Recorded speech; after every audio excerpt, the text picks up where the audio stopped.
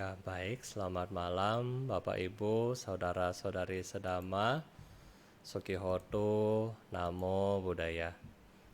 Ya, jadi pada malam hari ini kita sudah membacakan parita untuk para leluhur Anda yang sudah meninggalkan kita ya. Setelah meninggalkan kita, dan kita harapkan semoga dengan kekuatan doa yang kita panjatkan pada hari ini membawa kebahagiaan bagi mereka semua. Nah, pada hari ini kita akan kembali membahas bagaimana cara untuk mengembangkan cinta kasih ya. Bagaimana cara untuk mengembangkan cinta kasih. Kemarin kita sudah bahas 8 ya. Yang satu poin yang penting yang kemarin Bante kasih tahu Anda adalah nggak boleh sombong ya. Kalau kita sombong, Bante sudah ceritakan pengalaman Bante, kita sendiri yang akan rugi ya. Kita sendiri yang akan rugi. Nah, jadi titik poin adalah tidak boleh sombong. Nah, berikutnya adalah poin berikutnya adalah tidak sibuk. Ya, tidak sibuk. Kenapa kalau sibuk? Nanti cinta kasihnya akan susah keluar. Ialah kalau kita sibuk, sibuk rapat, ya kan, sibuk arisan, sibuk ke mall, sibuk semuanya. Jadi kita punya cinta kasih juga akan sulit untuk berkembang. Karena kenapa? Karena kita tidak fokus pada satu momen. Kita tidak fokus sama hal-hal yang menuju kebajikan. Kecuali kalau misalnya, saya sibuk meditasi, saya sibuk mengembangkan cinta kasih. Nah, ini boleh. Tapi kalau kita bilang sibuk main game, sibuk pacaran, ya tentunya kita punya cinta kasih nggak berkembang ya. Jadi kemarin ada satu video dikirim ke Bante. Di video itu dibilang, membunuh itu boleh nggak? Ya kan? Membunuh itu boleh nggak? Ya, dia jawab, nggak boleh. Karena ya akan menyebabkan orang lain meninggal. Tetapi kalau kita main game yang bunuh-bunuhan, itu membunuh nggak? Ya, itu membunuh. Dan kenapa kamu mau melakukan itu? Ya, karena itu game. Ya, karena kita mau melakukan biar kita menang. Ya sama, dari situ sudah ada muncul niat. Niat untuk apa? Melakukan pembunuhan. Ya, jadi dari sini juga bisa mempengaruhi pikiran Anda. Ya, karena Anda akan merasa Anda sendiri yang akan masuk ke dalam zona perang itu sendiri dan kemudian Anda akan berperang melawan orang lain. Ya, jadi itu adalah terkait ya dengan pikiran kita. Nah, Bapak Ibu, selain kita kalau bisa Buddha bilang tidak sibuk. Poin berikutnya yang Buddha sampaikan kepada kita adalah sederhana hidupnya ya. Sederhana hidupnya. Tampil apa adanya ya, tampil apa adanya. Jadi Anda merasa puas dengan apa yang Anda punya semuanya, kemudian disitulah Bapak Ibu kemudian merasa pas di batin Anda ya. Jadi kalau orang yang hidupnya sederhana, bukan berarti Bapak Ibu itu orang miskin, bukan. Tetapi sederhana di sini nggak mau tampil dengan segalanya ya, nggak mau tampil dengan semua yang dia punya. Jadi kalau bisa untuk mengembangkan cinta kasih harus mempunyai hidup yang sederhana. Kalau Anda tidak sederhana, seperti Bante kasih contoh kemarin, Anda mau nyumbang kepada pengemis yang di jalanan, Anda nggak mau turun dari mobil. Kenapa? Tadi baru ke salon. Kalau turun dari mobil nanti bedaknya luntur ya kan. Jadi akhirnya kasih juga ke pengemisnya pakai tangan ya kan, asal kasih aja. Dengan harapan apa? Cepat-cepat diambil biar apa? Tangan kita juga nggak gosong ya, nggak kena matahari. Ya, jadi ini contoh kalau kita tidak hidup sederhana. Nah, kalaupun kita tidak hidup kita tidak sederhana, kita juga akan mengalami kerugian. Karena apa? Kita akan takut. Takut orang akan melihat kita sebagai orang yang lebih. Takut nanti harta saya diminta sama orang. Takut nanti saya dicegat sama orang, dan seterusnya. Jadi, kalau kita mempunyai hidup yang sederhana, kita biasa-biasa aja ya. Kemanapun kita mau masuk di dalam tatanan masyarakat itu bisa. Tetapi kalau kita tidak sederhana, kita mau masuk ke tempat yang tertentu, kita akan sulit untuk masuk ke sana. Sulit untuk menyesuaikan diri juga di tempat itu. Dan yang kita perlu ingat, sederhana hidupnya di sini bukan tampil seperti orang susah ya. Jadi jangan nanti dibilang, oh Bante Dhamma bilang sederhana hidupnya. Nanti kalau ke wihara pakai aja celana biasa-biasa aja. Ya, pakai baju tidur baru ke wihara. Kan sederhana Bante. Jadi nggak begitu ya. Jadi sederhana di sini adalah yang biasa. Sehingga kita tidak banyak menuntut kepada orang lain untuk memahami Anda. Ya. Jadi kita tidak banyak menuntut kepada Anda untuk orang melayani Anda. Tadi baru Bante cerita sama anak bilang, kalau Bante biasa ke India atau kemana gitu kan, Bante yang paling jarang bawa oleh-oleh. Ya, paling jarang bawa oleh-oleh buat kasih umat nih ya, buat umat atau apa, itu paling jarang. Kenapa? Karena ya untuk apa juga kita beli seperti itu ya. Kita beli barang banyak-banyak kemudian bagi-bagi kepada orang gitu kan. Soalnya kan para Bante juga bukan sinterklas ya kan. Jadi nggak perlu kita bagi-bagi seperti itu. Tetapi yang perlu kita bagi adalah sharing. Di sana itu ngapain dan bagaimana Anda bisa berlatih di situ. Nah, jadi seperti itu yang kita harus punya. Ya, next adalah yang berikutnya, tenang dan damai. Untuk mengembangkan cinta kasih, orang itu perlu ketenangan, perlu kedamaian. Jadi jangan kalau kita bilang kita mau kembangkan cinta kasih tetapi kita nggak tenang, itu nggak bisa. Karena kenapa? Kalau kita nggak punya ketenangan, maka bagaimana mungkin kita bisa mengembangkan cinta kasih? Kalau kita mempunyai ketenangan, maka kita makin cepat melakukan atau mengembangkan cinta kasih ini. Bante kasih contoh kepada Bapak Ibu. Lebih enak mana ketika kita melakukan sesuatu kalau kita tenang? Misalnya ketika Anda masak ya, mungkin ibu-ibu atau bapak-bapak juga sekarang jago masak ya. Ketika Anda masak, Anda tenang-tenang, ya kan? Ketika masakan pun jadi, pasti akan bagus. Tapi kalau misalnya kita masaknya buru-buru kan, contoh, oh Bante makan jam 11, jam 10 baru mau nyala api. Ya, buru-buru. Akhirnya makanan juga apa ya, setengah matang, mungkin garam juga lupa diisi dan seterusnya, ya. Jadi kalau kita mempunyai ketenangan, maka kita akan sadar ketika kita berbuat, dan ketika kita berbuat, kita nggak bakalan salah banyak kalau Anda tenang, ya. Kalau misalnya Anda orangnya suka panik, begitu ada masalah langsung panik, begitu ada masalah langsung emosi. Nah, itu kasihan kitanya ya. Jadi kita harus tenang dulu, pahami dulu kenapa sampai harus masalah ini muncul seperti ini. Sehingga kita bisa mengambil suatu keputusan yang baik. Ya, kalau Anda tenang. Berikutnya adalah batin yang penuh kedamaian.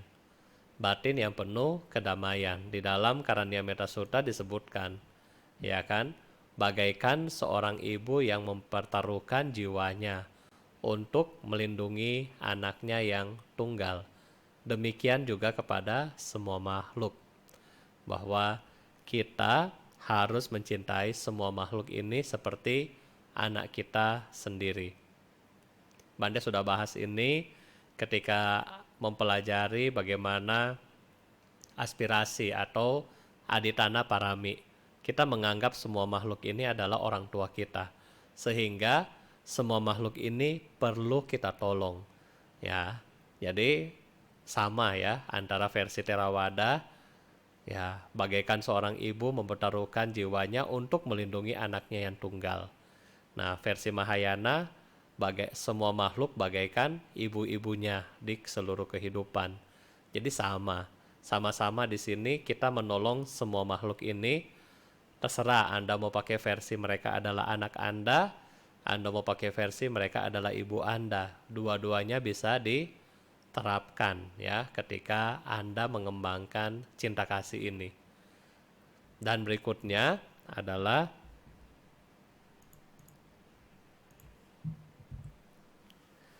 kita harus memerlukan bijaksana di dalam berpikir, ya, terutama di sini mengambil keputusan kalau di dalam sehari-hari kita, Bapak Ibu ya.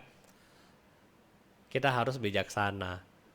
Poin sebelumnya kita harus memiliki ketenangan, setelah tenang kita perlu bijaksana untuk memutuskan apapun yang Anda akan kerjakan, ya.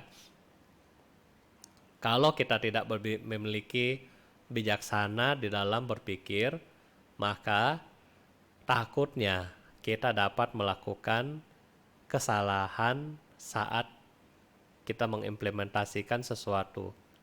Nanti kasih contoh. Kita misalnya kan berbaik hati, mau mengembangkan meta. Kita mau misalnya membagi beras, ya kan, contoh kita akan bagi-bagi sembako dan seterusnya. Tetapi kalau kita misalnya tidak bijaksana di dalam berpikir, oh yang penting bagi beras, beli beras, kasih kepada orang misalnya. Ketika Anda pergi ngasih kepada orang-orang, Anda tidak bijaksana dalam hal di sini, contoh misalnya Anda tidak patuhi protokol kesehatan dan seterusnya. Akhirnya setelah kita membagi beras, membagi sembako, karena tidak mengikuti protokol kesehatan, ya kita sendiri bisa sakit, orang-orang yang mengikuti program kebajikan kita juga bisa sakit. Jadi ini adalah contoh kebijaksanaan kita di dalam berpikir ya. Masih banyak yang lain, terutama bijaksana berpikir ini di dalam selain pengambilan keputusan, bijaksana dalam berpikir ini kita perlukan ketika Bapak Ibu harus melakukan sesuatu yang sulit, memilih. Ya, Anda harus memilih. Mana ini yang harus saya pilih? Nah, ini harus benar-benar kita bijaksana ya. Nah, berikutnya adalah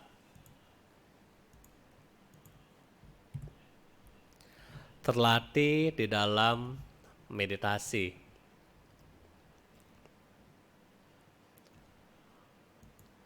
Ya, orang yang gampang mengembangkan cinta kasih biasanya terlatih di dalam meditasi.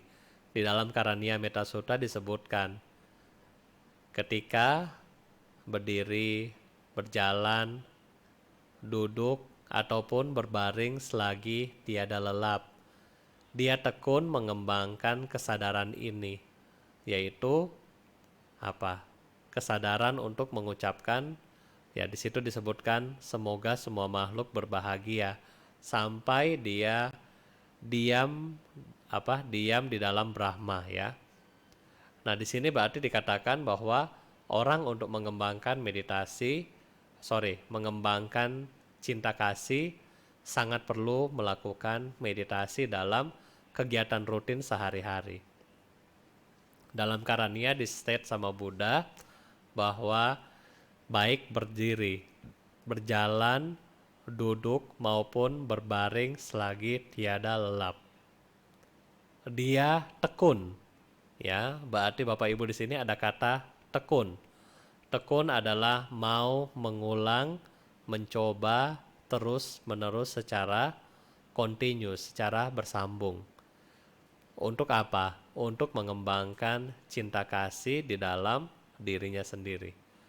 Ya, jadi di sini yang kita harus punya, kita kalau bisa terlatih di dalam meditasi. Dan berikutnya adalah tidak melekat pada duniawi. Nah, kalau misalnya Anda membaca terutama di Karania, di situ dibilang bahwa tidak melekat sama keluarga, ya. Tidak melekat sama keluarga. Nah, tidak melekat pada duniawi selain pada keluarga dan barang-barang duniawi. Ya, barang-barang duniawi. Kemarin waktu yang mulia Bante Kitikun meninggal. Nah, waktu malam hari pertama pas Bante di kamar beliau, Bante juga mikir ya. Ternyata kalau seorang Bante itu meninggal, ya cuma kembali seperti apa yang kita ditabiskan pertama kali. Ya, pertama kali kita ditabiskan cuma bawa barang nggak banyak ya.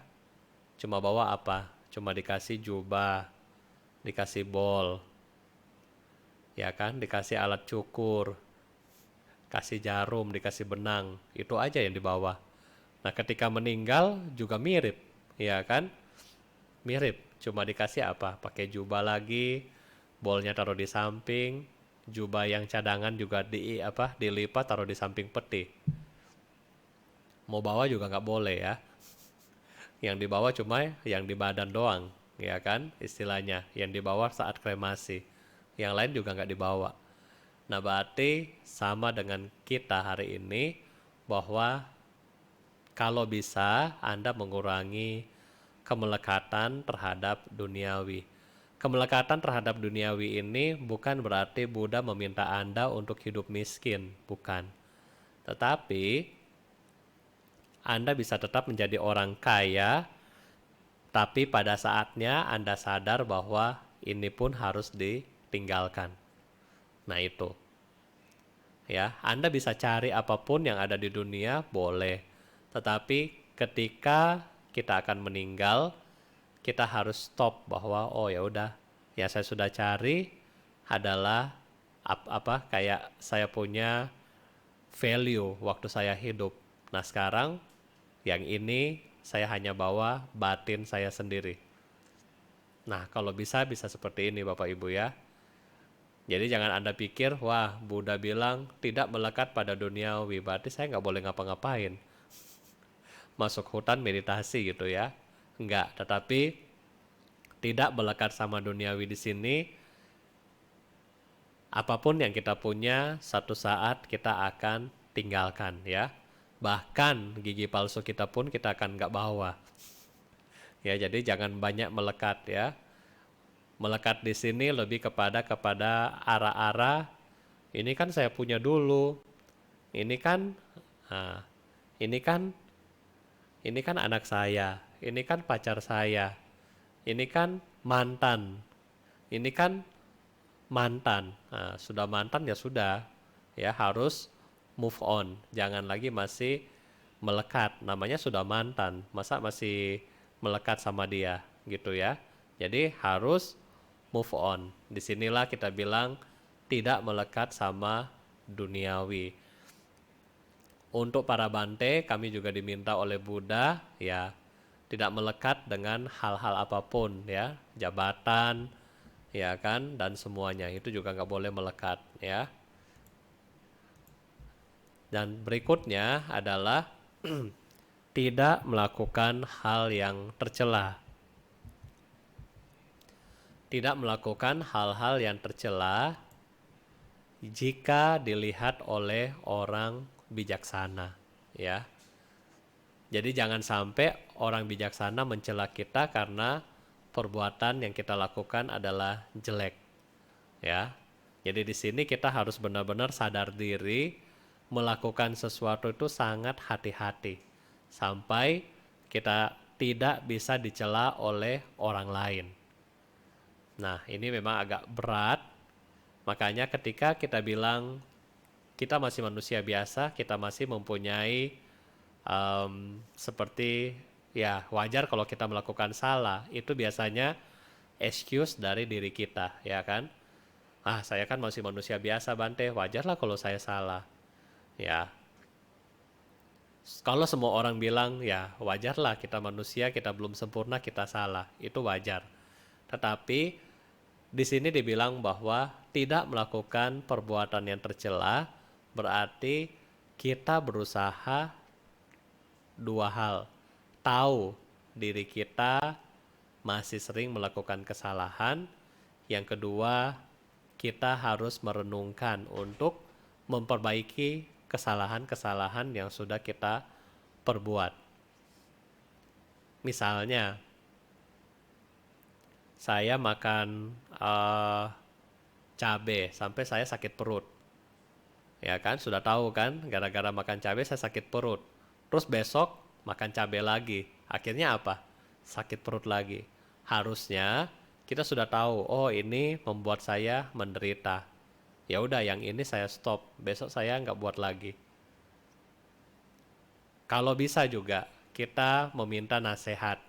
Apakah kepada teman Anda, sahabat Anda, anak Anda, orang tua Anda, saya begini, kira-kira ada masukan nggak ya buat diri gua biar saya bisa berubah. Nah, jadi dengan cara-cara seperti ini kita berusaha untuk menutupi, ya bukan menutupi ya, tapi menambal ketercelaan kita menjadi seorang pribadi yang sempurna. Di dalam kebiasaan para biku, kami biasanya ketika musim wasa seperti ini, kalau di Thai, kami biasanya melakukan karawa ya, atau mengunjungi biku-biku yang senior, mengunjungi lungpo-lungpo yang senior. Misalnya di tempat tinggal saya, lungpo yang berwasa umur, misalnya wasa beliau adalah 40 tahun. Maka kita usahakan cari ke biku yang lebih senior dari beliau dulu.